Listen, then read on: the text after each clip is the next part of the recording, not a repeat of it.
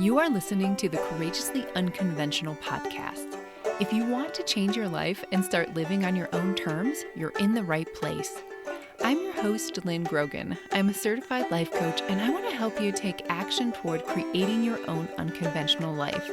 Each week, I'll share inspiring and unconventional stories from those who have gone before you, as well as actionable steps you can take to start your own unconventional path today.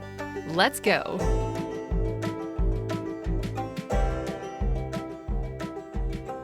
This week on the Courageously Unconventional podcast, I'm thrilled to be joined by my friend Heather Delaney. From the moment we met, Heather and I connected over our shared love for travel and nomadic living. If her name sounds a little bit familiar, it might be because you've heard her mentioned in my recent podcast conversation with her husband, David Delaney. Today, Heather shares her own unique perspective on unconventional living. We dive into the power of intentionality and prioritizing experiences over possessions, how Heather creatively manages to travel the world on a small budget, what led them to start full-time RVing in the first place, their approach to money using a min-max strategy to achieve financial independence and early retirement, her decision to live a child-free life, and the importance of community and friendships as we age. Beyond being a fellow full-time RVer and nomad, Heather is a talented photographer, fiber artist, and writer. You can find her beautiful photography and fiber art at heatherdelaney.com, and you can check out her insights on nomadism, frugality, and simple living over on her blog, dirtbagdow.com. Enjoy this conversation with Heather Delaney. All right, welcome back. Today, I have a very special guest on the show, my friend Heather Delaney. Heather, thanks so much for coming on the podcast. Oh, thank you so much for having me. Well, I am super excited about this conversation because the very first time we met, we just totally bonded over our love of travel and living nomadically. And it's so funny because in those early days, I feel like you get a lot of story, but now that we've known each other for over a year, I can't remember the answer to half of your questions. So I'm like, okay, good. Now I get to ask for everyone out there and I'll get knowledge for myself. So if you're ready, I have lots of questions for you, Heather. I'm so ready. Okay. So my first question is just kind of early days. So you've done a lot of travel in your life, something I aspire to do more internationally, despite not always having the money to do so. So what inspired you to travel in the first place, and how did you get super creative with making it happen? Yeah, my travel roots really go back to my childhood. My mom was a teacher, so she loved to travel and she really instilled that love in me. And every summer when she had, the time off, we would go on multi-month long road trips across the US, and it always varied kind of method, either just tent camping. We had a really old beat up classy motorhome for one trip. We had a tent trailer. It just really varied. It was all over the place. But before I went to college, I had been to 46 of the states. Yeah, it was really, really great. Once I got older, being a teenager, traveling one-on-one with your mom it sometimes can be a challenge, but we always made it through. And I got to see a lot of the country and was really excited. And just that became normal, that kind of long-term travel, being away from home for months at a time. And then freshman year of college, I got invited to go to Italy with a friend's family. And then I was like, oh my God, this is what's out there. Wait a minute. Yeah, blew my mind. And from there, just the fire was lit even more. I had the chance to study abroad my sophomore year of college in Scotland. So I lived there for a year. I arrived early, left late, was just trying to be there as much as possible. Don't take me back.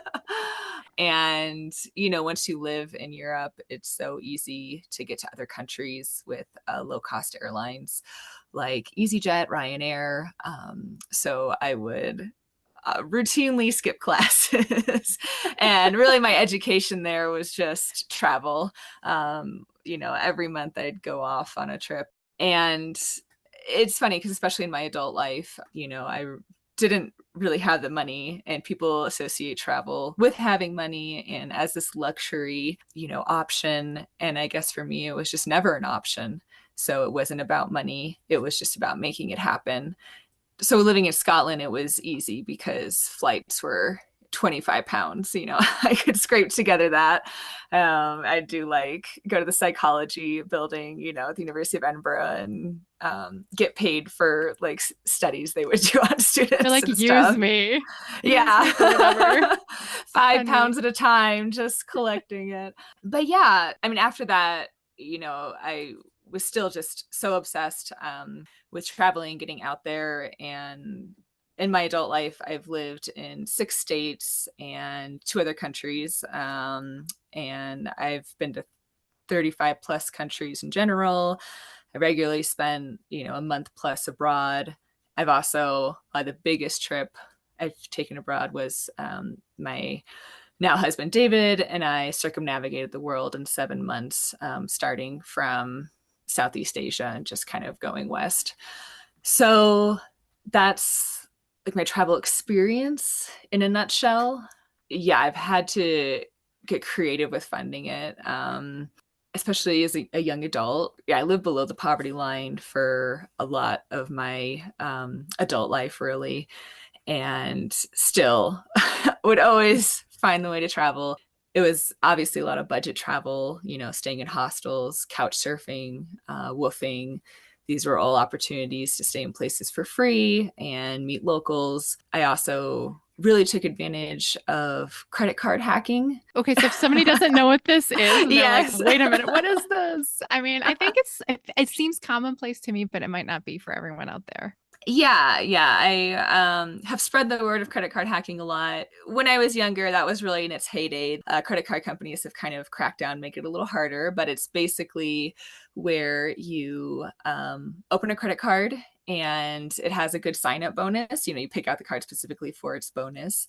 And that can be anywhere from, $500 to $700, or it translates into points for airlines, which is what I did a lot when I was younger. So, you need to meet a minimum spend of anywhere from like $1,000 to $3,000 in like 90 days. And then you would get that bonus. So it's basically free money or free airline points. And then those points, you can book your flight and you only have to pay tax and fees. So, when I was young and broke, I would, fly to Asia for $11 or What? yeah. When you are young and broke and you maybe can't meet that minimum spend, there were tricks around that too. So like I would, pick up the bill going out with friends at a restaurant and they would pay me back that way, but all that money went on my credit card. Or, if anyone had a big purchase, I'm like, let me get that for you. And then they pay me back. So kind of, using a lot of different ways, or you could buy gift cards with the credit card and then use the gift card as your money going forward. So kind of all these like, sneaky little ways to get free money, free airline points. I always recommend credit card hacking only if you pay off your credit card bill Yeah. in full, only if you feel very comfortable using credit cards, because that can be a really slippery slope. So, and you have to really track these cards and track their interest and track their, really you should never be paying interest, but track their fees, all this stuff. So it definitely takes work, but for me it was worth it and a great way to travel super cheap. I mean, it's kind of amazing too, because I'm thinking about like, as you were talking, all the life skills you learned by doing that. Because if somebody was just like, here you go, Heather, here's several grand to travel around the world, like, hey, we're going to take you on our trip to Italy over and over and over again. That would have been amazing. But I also wonder, like, what do you feel like you learned out of having to be, I guess, scrappy in that way? I mean, I'm definitely very budget minded, and I was lucky enough to have parents who really taught me about money, taught me that having a credit card doesn't mean, well, I was gonna say having a credit card doesn't mean free money, but it sort of does in the You're like, but bonus, Heather, you just told me. Yeah. but it doesn't, in that you can just buy whatever you want, never think about it. So this love for travel also brought on, I think, a really strong financial awareness. And I've always seen money as a tool to basically get time and get experiences. It helped me learn kind of the minimum of what I could live on. And so it made me resilient in that way. And it also, I mean, taught me the value of work too, which is funny because if you know me, I don't, what's the right way to say this? Work has always also been a tool to get time and experiences. And I don't have any passion necessarily for work. I'm a bit anti career. And so that's also how work and travel have kind of come together to really come in this cycle where I would get a job, work hard, quit the job, travel for several months, get another job, save up again, quit the job. And so Yeah. I learned how to save a lot, and I learned what to give up to prioritize what was really important to me, which was the travel. Yeah. Well, and that makes sense to me because it's like, I think wherever we focus our attention, that's where we're going to invest a lot of our energy. So for somebody out there is like really focused on work and career, like that's where they're going to focus their energy. And I think that's a message a lot of us get. But it's like, if you have the exposure to something else earlier in life where you're like, hey, maybe that doesn't need to be the most important thing. Maybe it's like you suggested a tool Mm-hmm. that helps Yeah. me live out the things I want. It changes things. It changes the whole scope of everything. Okay, so I have to ask you, what did you think was a lot of money back then? Because I, in my 20s, had a lot of adventures, and I, at one point, went to Ireland to work, and I was like, I have $1,000. This is so much, and I'm gonna make it. And my friend is like, what if you don't get a job? And I'm like, I have $1,000. I'm gonna be fine. Oh my And gosh, yeah. yeah, so what I have it.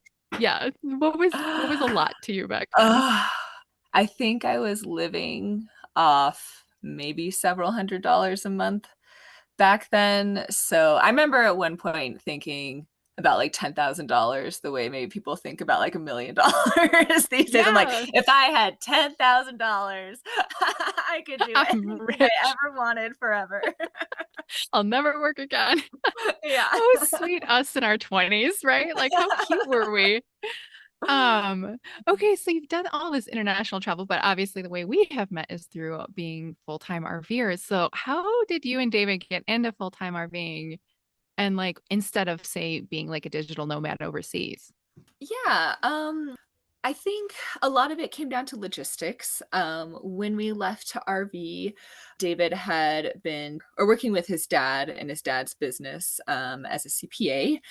And so, with time zones, I think would have been a sticky factor, along with my job as well. It was very, certain hours of the day you're in meetings and you just needed to be present at very specific times. And we have a little dog, though he's little specifically so he can fit under airplane seats. But I think it was a lot easier to go out in RV. And also we had, done the 7th month trip backpacking, and an RV felt like a nice compromise between, kind of having a home and having some of your stuff, instead of just living out of a backpack, but not having a whole house. So it's kind of a middle ground of minimalism and comfort, in my opinion. So were you both on board right away, or how did this happen? I had been looking at tiny houses. I had been looking at vans. Van life was kind of, the hot thing on Instagram. And we were plotting our exit strategy from Connecticut, which is where I had been settled the longest in my adult life. We were ended up being there 4 years as David, worked on this practice. And COVID, sped up our entire exit strategy to just being able to go, because both our jobs turned remote. So convincing David was actually really easy because it was just finding the right vehicle. I took him in a van. He's like, no way, tiny houses are too expensive. And then it was funny because I was like, wait a second, what did I spend like my whole childhood doing was in an RV or something close to it. So it just kind of all fell into place, and then I took him to tour a few, and that was easy. So we were just ready to go. Yeah, I think that that's like a big question for a lot of people. It's like one person might be more on board than the other person. And well, thankfully, the pandemic just kind of like brought things together. So it's like maybe sped up the process a little bit. So it sounds like David was on board, but How did you share this with friends and family? Like, how did they make sense of what you were doing? For my friends and family, it was like, oh, okay. Of The course you are, new Heather, thing. right? Yeah, it wasn't really any big news to break. David was doing a very different thing than his family had, come to expect, though he also, traveled around a bit too on his own. I think kind of breaking the news of a big change to friends and family is really twofold in how you can approach it. I think one is you want to come at it with confidence because you want them to feel happy for you and you want their support. And if it's something you decided on, you're going to do it. All they have left to do is be supportive. But people are naturally afraid of change and they will often resist your change because it just feels scary to them and they couldn't imagine themselves doing it, or they potentially feel threatened just by the fact that you're doing it. It's like, what does that mean? Everything's changing and make it stop. So if you come at something with confidence, you can really help influence how they feel about it. If you approach, you're like, well, yeah, I'm gonna go live in a trailer, and they'll be like, okay. You're like, please approve of my message here. Right, Right. right. Yeah. Instead, you're like, this is what I'm doing. This is why I'm doing it. This is how it's going to improve my life. And this is why I'm excited for it. Then it really helps people just naturally feel excited themselves. And you probably still butt up a little bit, against that kind of nervousness anyway. The other part of that, number two, is you don't want to come off righteous about it, like self-righteous about it either. Like, I'm doing this and you're not. This is why this is better. Because that also will lead to that feeling threatened, Yeah. feeling in your loved ones, which you definitely don't want. I think it's always important to acknowledge that our choices are personal ones and what's right for you is not going to be right for someone else. And just being open about that and being like, yeah, it's not for everyone, but I'm really excited to go do this. I think that can really help make that transition smooth when you're breaking the news. Yeah, it almost sounds like trying to connect with them when you're telling them about it, but not needing their approval or, validation that you're doing the right thing. Because I'm thinking about somebody who's like, okay, I'm going to go in with confidence, but I don't feel it 100% myself. It's sort of like maybe a Yeah. fake confidence you go in. Yeah, that's definitely a fake it till you make it. I mean, that'll just help yourself on your own journey too, because these big leaps are scary and you want to have a little faith in yourself or as much as you can muster to at least get yourself, off that ledge. Oh, totally. Well, one of the things I've told my clients over the years is just sort of if you're in those moments, and even if it's like fake confidence, and somebody asks you questions, a great way to just like get the spotlight off of you is being like, oh, well, what would you like to know about my upcoming journey? Or what would you like to know about whatever I'm about to do? Because then they're going to ask you some questions. And I don't know about you, but like my first question I always get is like, well, how do you get mail? Well, we can answer that question. That's not a nerve-wracking question. So you might Yeah. actually be surprised about what people are actually worried about or what they actually want to hear about in things because it can be so tempting to just give a speech about why you're doing things. They may Hmm. or may not care. They're probably just going to throw all their worries back at you. And you're like, oh, okay, I've already worried about those things and come up with solutions so that I can answer that one. Yeah, that's so true. And just bringing the other person in as much as possible is a great way to help someone relate to your unconventional life. Because I maybe the most disheartening thing I've discovered through years and years of travel, people don't care. People don't really want to hear your stories. People, Nope. like, and it can be hard to go off and have like this huge life-changing experience and no one's interested. And I think that's very humbling. And I think that's okay. And especially if you understand that. And that's why you have to make these changes for yourself too, and not for other people because they can't give two shits. Yeah.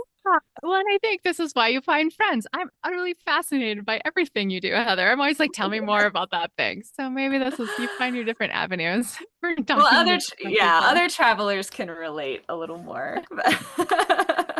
Well, I guess another question of this, and this is another thing that family members might often ask, is how do you handle the money side of thing? And I know David talked about this a little bit when I had him on the podcast a couple weeks ago, but I was kind of hoping that you could go into just like your philosophies on money and how you guys make it work. Yeah. So, like I said, I've really always seen money as this tool. And that may seem obvious. Well, of course, you just might buy other things. But I feel like for so many people, money stands in for so much more, status, security, just, opportunity. It really is this big, symbol of so much, but I've really kind of taken a very practical look at it. And so for me, I think the important thing has always been just valuing time over money. I've always had this feeling that time is just the most precious thing. And I think that's something everyone can agree with, but it's really hard to internalize. Yeah. And so just really feeling like every wasted time is just life slipping away, Wow. is why I've really tried to turn money into that just avenue for getting more time. We've kind of gone about it as a couple. In David's episode, he talked about becoming a CPA so he could kind of just have more of this financial security. That's really what it stands for him. So when we moved to Connecticut, we joined the FIRE movement. That's Financial Independence, Retire Early, for the ability to save up and be able to really keep doing what we've been doing, which was, traveling and all that stuff. Yeah. So it's funny because we came to the FIRE movement really from kind of like two different ways where I was really good at saving money, but I was also good at spending money because I was saving money to spend it. Yeah. So I am, I would save up for a trip, go on the trip, have nothing, get a job. So for me, I actually, when I was younger, I kind of thought I would never retire. I would never be able to afford it. That was not something in my future. But it was also not something I needed to fulfill my dreams or to do the things I wanted to do. I've written about like the idea of mini retirements, where instead of leaving all that time at the end of your career, you just sprinkle it in throughout your whole life. So that was something that I was doing. And so this idea of needing, this nest egg to retire wasn't really something on my mind. But I think David's risk tolerance is a little different, where I feel a lot more comfortable, with like a lower net worth, because I'm like, it'll work out. If we need to, we'll just get a job. And that's what I always did. But for David, the money does have this, extra meaning of security. So that's what we ended up working towards as a couple, which I mean, I can't complain about either. It's pretty good. I never had, Sounds like a good you know, balance. yeah. Yeah, like a good balance of mentality there. Because I think somebody who has a mentality, and I'm saying David has us of money as financial security, won't spend ever. And then you suddenly don't have the experiences, the travel, the different things in life that actually make life super enjoyable. So it's, I don't know, every time I kind of hear about your story with money, it's like, oh, it sounds like a really good balance of mentalities coming together and figuring out how to make things work together. Yeah, it is funny because it's two different types of risk tolerance. There's two different ways of looking at money.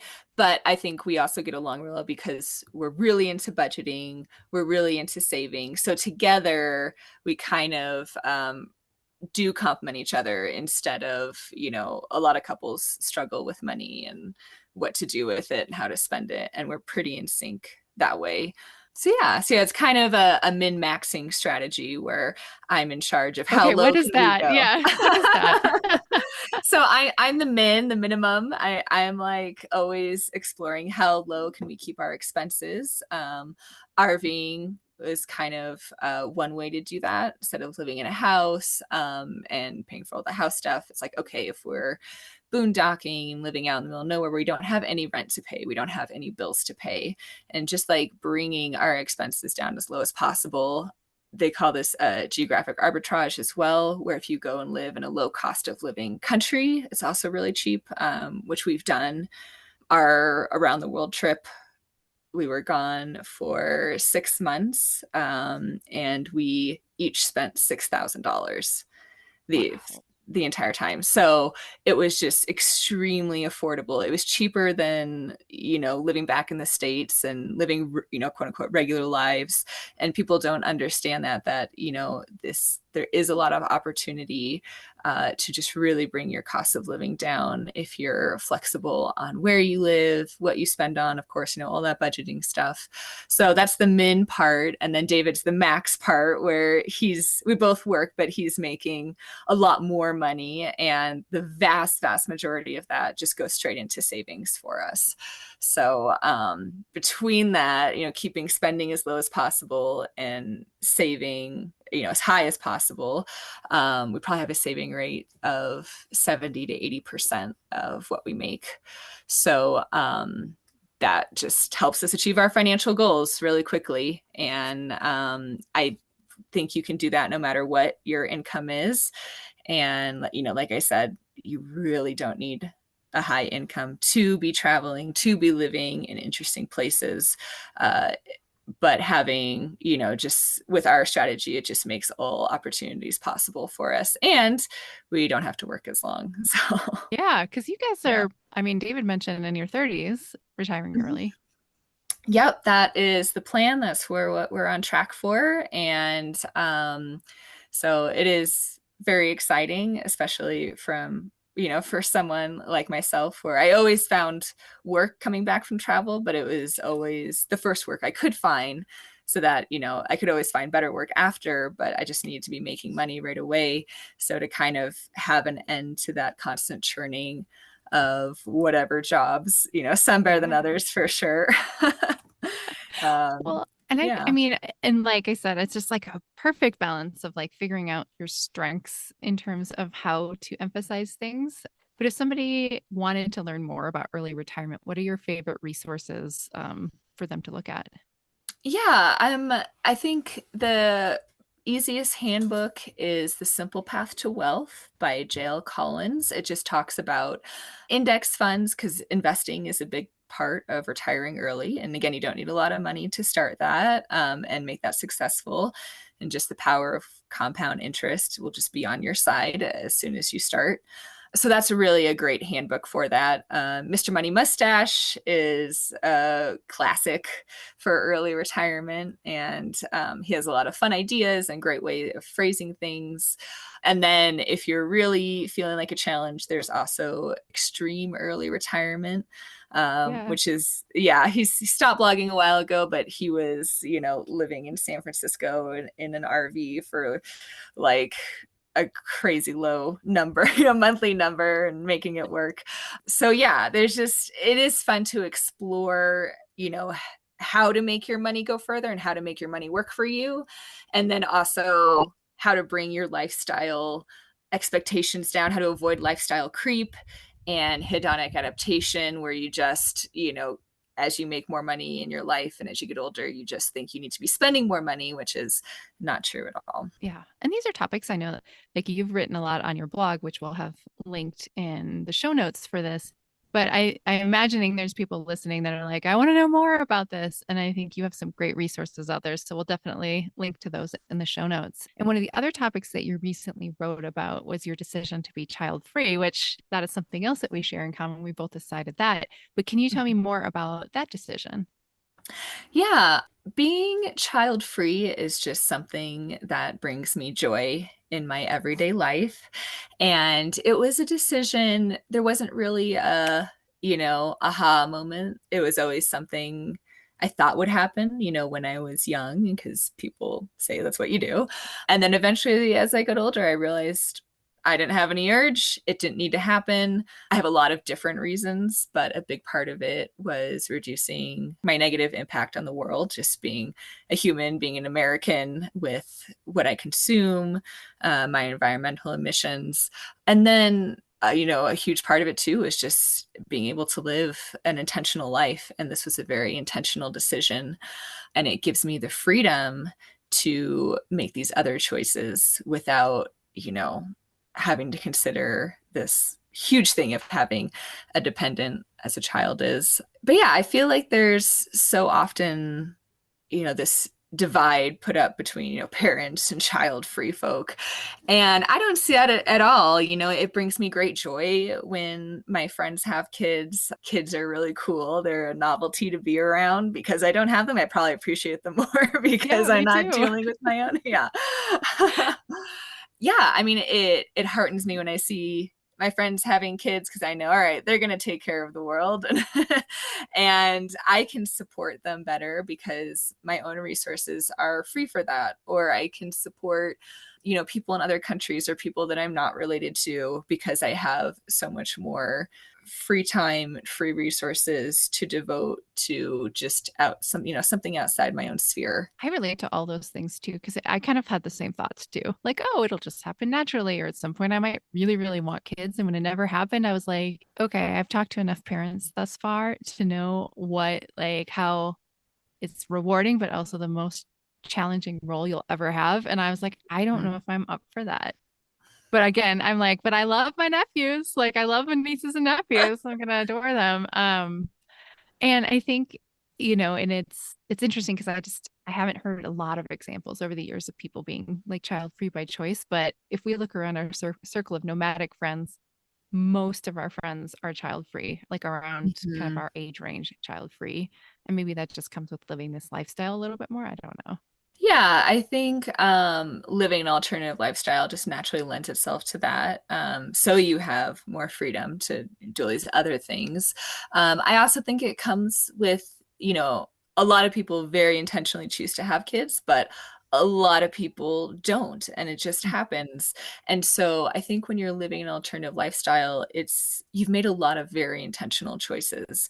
And so that's among them. So I think it just comes with that kind of thinking intentionally and yeah, really examining why you do the things you do or why you wouldn't want to do something that everyone else is doing. Totally. Yeah, I think so too.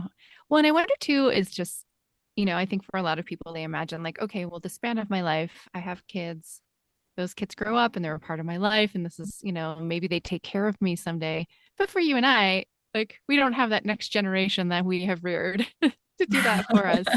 So, like, what do you feel like your unconventional future looks like? Because it'll look different for us than it would like the Mm. traditional kind of normal, quote unquote, way of living. Yeah, I definitely don't really plan out too much or I try to let things just flow and happen as they will with an intentional direction. um, but yeah, I've always thought, as I age, I think keeping community is a really important part of that process. I see a lot of older people and generation above us, they don't have a lot of friends. And I think sometimes that's why there, comes to well, your kids need to take care of this. And not that your friends can always take care of you, but just having more support is, I think, always better. Also, just being able to, I mean, that's part of, not having kids gives me more financial security to, if I need to, you know, pay for things or have assisted living or have care, I can probably more afford that because I don't have children. And I think you bring up a really good point about having friendships and creating community because I've seen the same things in some of like with my older relatives. But it was Mhm. interesting. Like I recently was in Wisconsin and I was talking to my dad and I was like, Dad, how old do you think you're going to live to? And he's like, Lynn, at this point, I think 100. And I was like, well, what are all the secrets? And he's like, well, Lynn, I move every day and I have a really strong social support group. And Oh, it was, yeah. And I've been thinking about that ever since. And I was just like, oh, okay. I'm like, this isn't just for us. We nomads over here. It's just for everyone, absolutely. just to kind of think about how you brought in that range. I don't know. Like, I think you're onto something there, Heather, with like just kind of really thinking about community. And I'm happy that you're a part of my community. Oh, I'm As happy we hearing sit, yeah, that. as we sit here on Zoom in RVs that are right next to each other. Um, Oh. oh, okay. So we have talked a lot about a lot of things today. Was there anything that we missed that you want to make sure that you want to mention today? Yeah, I just wanted to talk about intentionality because I think that is behind everything I've ever done. And also just embracing change. And I think I sometimes wonder if I'm the best person to talk about embracing change because I love change. I love it. I love Yeah. it. I love it. It's like my favorite thing.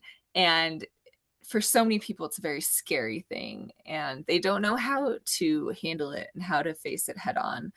I think intentionality helps you handle just regular life and change. These ideas of like manifestation or, the secret. I think that's just another way to look at intentionality, which is has a few different parts where you need to examine your feelings and what you want, which I think a lot of people can handle, but also maybe they don't always, or they forget to check in. So I think it's really important to check in as you continue to grow and change, because you're always going to be a different person and you want to explore, who is this new person? What do I value? Is it still the same things I valued before? And then if there's something you need to change, you need to be motivated to action, which again, I think people can be like, all right, that's the action. That's what I want. But they really get hung up on procrastination. And you had an episode about all the different ways you can get in your own way of actually making something happen. And there's just like so many different possibilities that people can just throw down in front of themselves and be like, no, I can't do this. I can't do that. But I think it's really, really important to just take those leaps. It's all in how you frame it, right? And if you have clear Yes. intentions on where you're going, then you can piece together the different elements of your life to get there versus just letting everything happen to you. And then suddenly you wake up 20 years later and you're like, what happened to my life? Yeah. Honestly, I feel like that is one of the reasons I travel and try to have new experiences, is to keep that change in my life, keeps life from being routine, and literally makes time last longer. Because as you grow older and you have more of the same experiences, your brain goes, oh, I know what's happening. We can kind of gloss over this, and you're not really Yeah. present. It's literally how brains work. And so that's why, 10, 20 years can pass so quickly when you're doing the same thing, because you're just clocking it automatically. And so you go on a trip and it lasts a week, but that week feels like a month. That's because your brain, is like, whoa, something new, and is really taking it in. And so your perception of time becomes slower because you're examining your reality. And so I think that's one of the reasons I love travel and will always kind of keep that in my life, is just to get that little, brain refresh of, all right, let's make sure we're paying attention and not letting, life pass us by. 100%. And I think those experiences too, you experience it once, and when you remember it later, you get some of the same emotions coming back up again, versus say if you bought an expensive purse, like that's never going to do it for you in the Yeah. way that like spending on experiences will. You get to experience that for the rest of your life and have made memories with whoever you were with, or maybe you were by yourself, right? Yeah. And those memories are so important. I think those are the things that sustain us, just talking about getting older.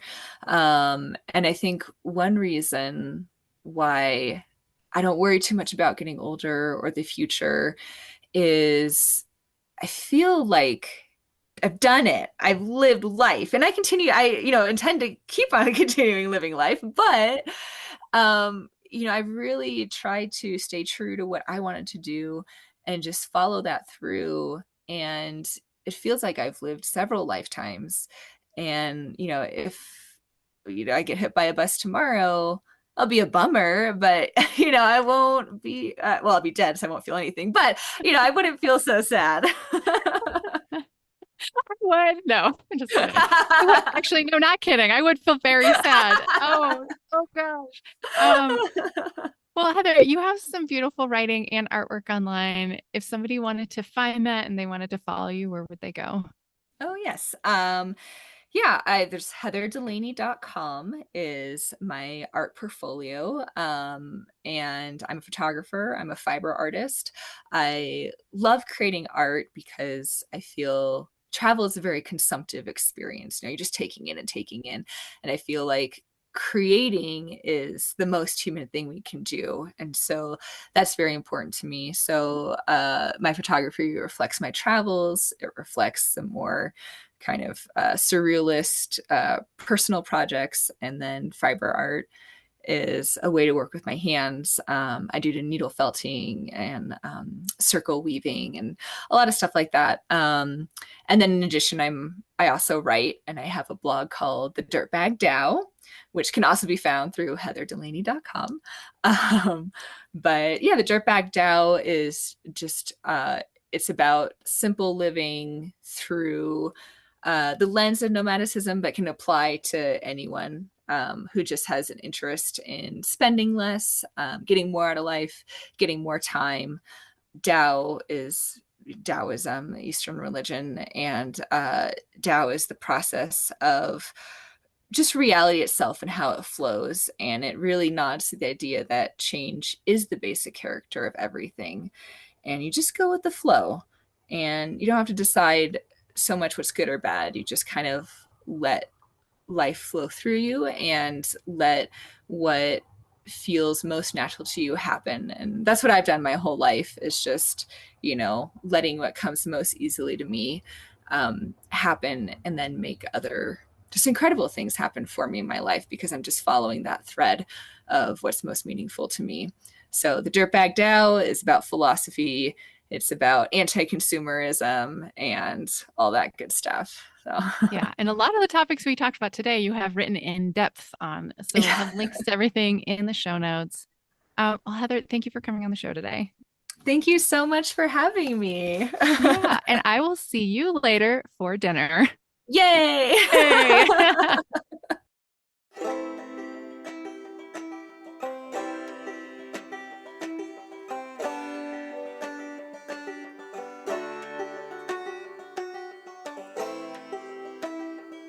Hey friend, thank you for listening to today's conversation.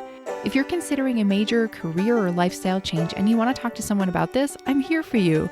You can learn how to work with me one-on-one on my website, which is lynngrogan.com, and I also have details in the show notes.